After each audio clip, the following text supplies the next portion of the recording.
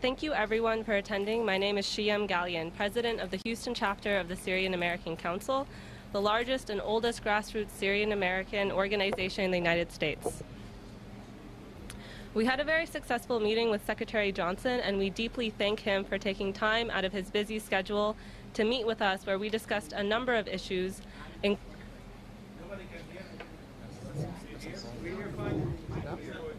Hello? Okay. We had a very successful meeting with Secretary Johnson, and we deeply thank him for taking time out of his busy schedule to meet with us, where we discussed a number of issues, including the Syrian American community's partnership with the Department of Homeland Security and its effort to secure the homeland. The Syrian American community has been at the forefront in the fight against terrorism and radical extremism. The Syrian American community believes strongly in the importance of American leadership to bring about a democratic transition in Syria which protects all faiths and ethnic groups and rejects all forms of extremism. We, the Syrian American community, are wholeheartedly committed in the fight against terrorism. As Syrians with families suffering under ISIS, al-Nusra, or al-Qaeda, and other terrorist organizations, we know too well the depravity of these monstrous and disgusting groups, which are a threat to the Syrian people and American people alike. We are proud of our partnership with Homeland Security to work together to fight these terrorist organizations. We have called upon and continue to call upon the department to vigorously prosecute those going to join ISIS, al-Nusra, Hezbollah, and other terrorist organizations. It is a fact that the vast majority of these terrorists in Syria are not even Syrian. A sincere commitment to the fight against terrorism requires a commitment to honest conversations. The Syrian American Council called on the United States to strike ISIS in Syria 7 months before the air campaign began. We reiterated to Secretary Johnson our stance that a major cause for the rise of ISIS and other radical groups in Syria was American inaction against the Assad regime, which continues to murder over 300,000 of its own citizens with barrel bombs and chemical weapons by the day. To quote Secretary of State John Kerry, the Assad regime and ISIS have a symbiotic relationship. In the last week alone, the State Department stated that the Assad regime was acting as ISIS's air force, and the U.S. Treasury made clear a few months ago that the key Assad regime officials, such as George Howie, are directly funding ISIS. Thank you.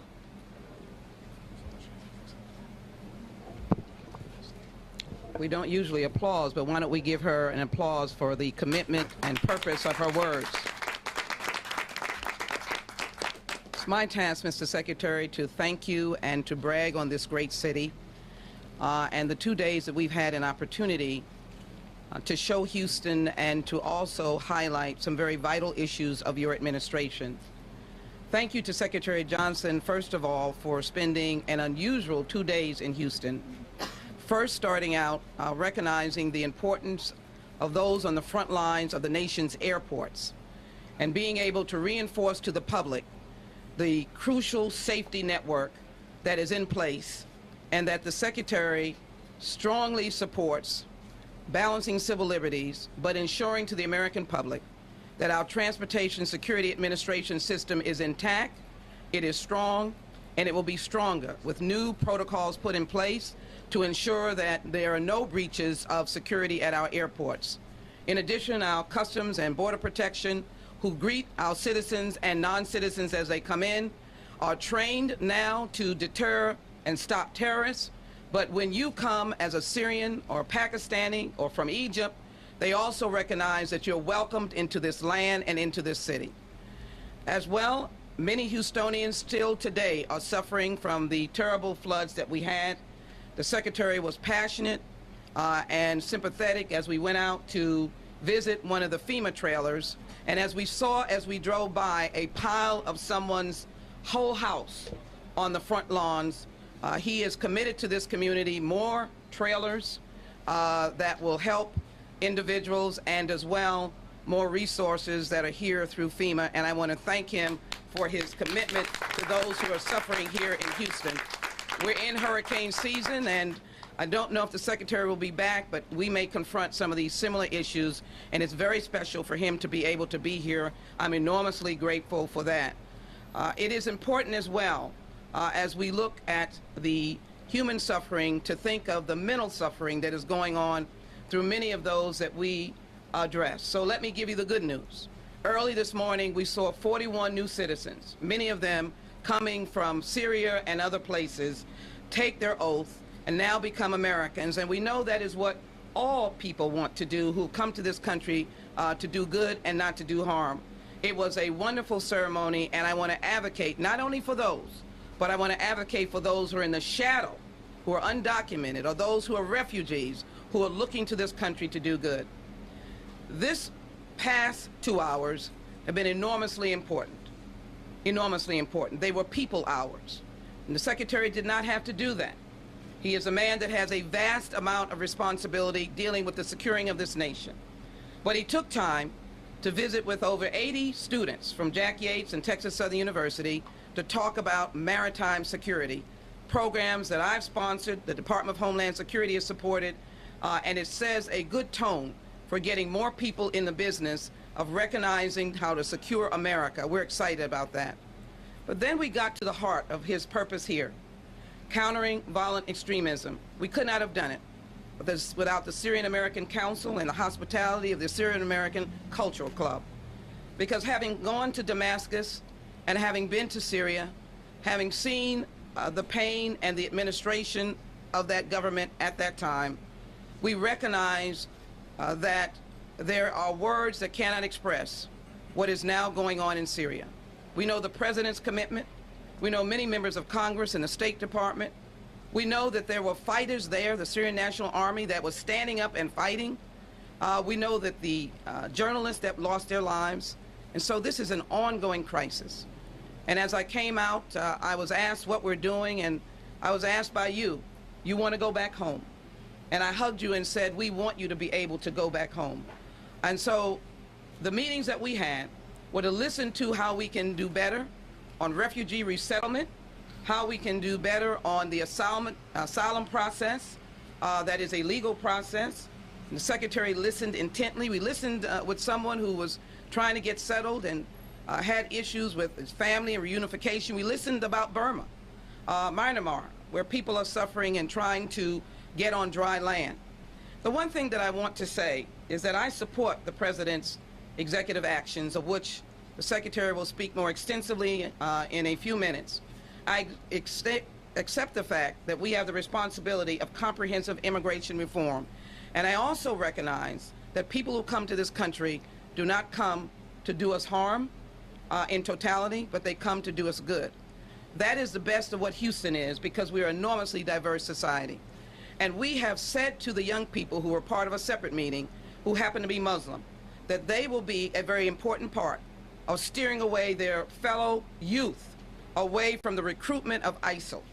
And so our meetings over these last 2 days were holistic, led by Secretary Johnson and his passion for making sure that people all over this country, no matter how differently they look or what their faiths are, they know that their nation stands with them.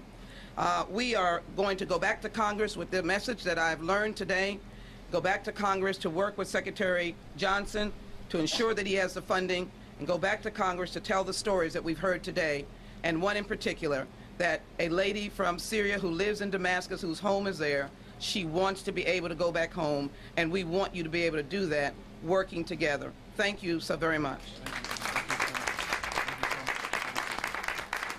All right, I think we got time for 1 or 2 questions. Who has a question? Yes, ma'am. Secretary Johnson, with the opening fact we're hearing that perhaps private citizen situation has been released as well. What's your response to that, sir? We're continuing to evaluate the situation. We're taking aggressive steps in response. We've been on this now for a period of months, both the Department of Homeland Security and the FBI and other agencies of our government.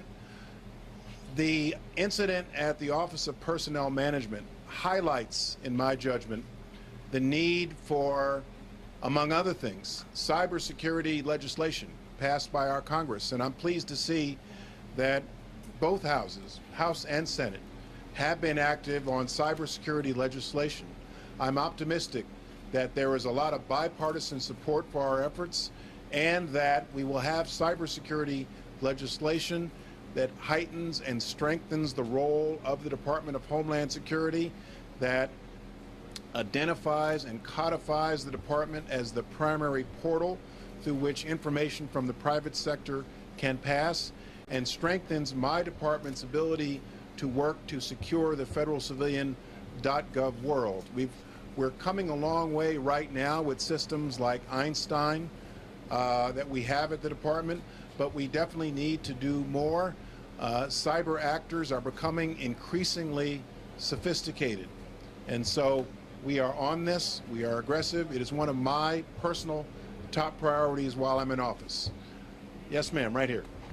In light of the breach of security and the 4 million federal employees' data that has been hacked, what are your new responsibilities on a day-to-day basis to make sure that those that information is not used here domestically against the United States and against those? Well, first of all, we will be in the process of notifying individual federal employees whose personal information may have been compromised. We're in the process of doing that now.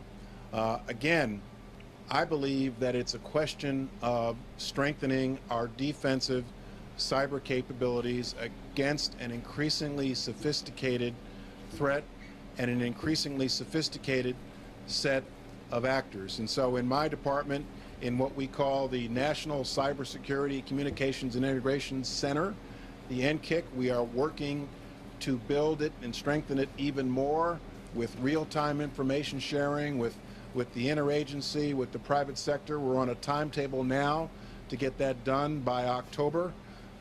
We are working to build and expand the capabilities of our Einstein system to not only detect, but to also block.